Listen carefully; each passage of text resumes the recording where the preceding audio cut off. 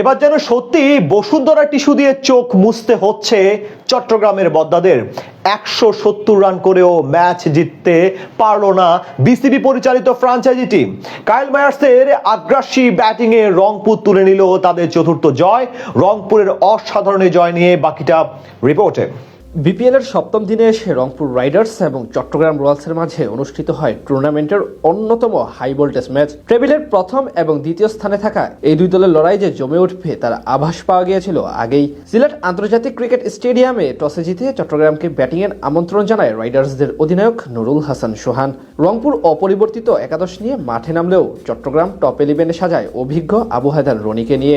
ইনিংসের প্রথম ওভার থেকেই আগ্রাসী হয়ে ব্যাট চালাতে থাকেন বন্দরনগরের দুই ওপেনার। প্রথম ওভারে 14 রান নিয়ে নাইম শেখ আবারও বড় ইনিংস করার আভাস দেন। তবে চতুর্থ ওভারে বল হাতে আসেন রবিবার রাতে শেষ ওভারে মাত্র 4 রান দিয়ে রংপুরকে অবিশ্বাস্য এক ম্যাচ জেতানো মুস্তাফিজুর রহমান। ওভারের চতুর্থ বলে দারুণ এক ইনসুইংয়ে লেগ বিফোরের ফাঁদে ফেলেন নাইম শেখকে। রিবনিও শেষ রক্ষা হয়নি, তার ফিরতে হয়েছে 16 রান করে।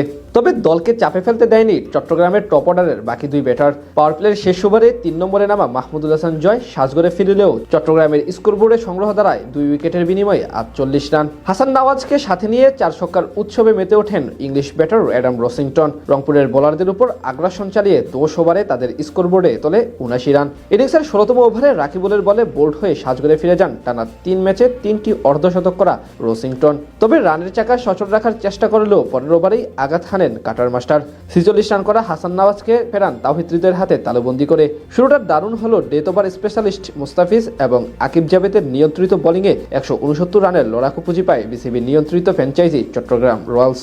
170 রানের টার্গেটে ব্যাট করতে নেমে শরীফুল ইসলামের প্রথম ওভারেই 15 রান নিয়ে আত্মবিশ্বাসের সাথে ব্যাট চালাতে থাকেন রাইডার্সদের দুই ওপেনার কাইল মায়ার্স এবং লিটন কুমার দাস। তবে আম্পায়ারের ভুল সিদ্ধান্তে লিটনকে ফিরে যেতে হয় ব্যক্তিগত 10 রান করে।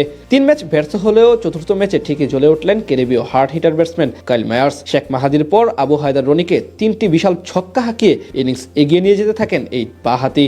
মালান ও মায়ার্সের আগ্রাসী ব্যাটিংয়ে পাওয়ার প্লেতে 72 রান তোলে রংপুর।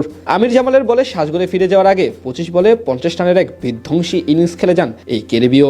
এরপর দলের হাল ধরে রানের চাকা সচল রাখেন ডেভিড মালান এবং তাওহিদ হৃদয়। তাদের দায়িত্বশীল ব্যাটিংয়ে 10 ওভার পর স্কোরবোর্ড দ্বারায় 2 উইকেটের বিনিময়ে 98 রান। সেখান থেকে ম্যাচ হতে ধীরে ধীরে ছিটকে যেতে থাকে চট্টগ্রাম রয়্যালস। মাঝে হৃদয় বিদায় নেন 17 রান করে। এরপর নতুন করে দায়িত্ব নেন টানা 2 ম্যাচে সেরা খেলোয়াড় নির্বাচিত হওয়া মাহমুদুল্লাহ। সেখান থেকে প্রথম দিকে তারা কিছুটা ধীরগতির হলেও মাঝে এক ওভারে বিধ্বংসী রূপ ধারণ করেন মাহমুদুল্লাহ রিয়াদ। আর সেখান থেকে ম্যাচ চলে আসে রংপুরের হাতে, অর্থাৎ মাহমুদুল্লাহর কল্যাণে আরও এক ম্যাচ জিতল রংপুর রাইডার্স। বিপরীতে পরাজিত হলো চট্টগ্রাম রয়্যালস।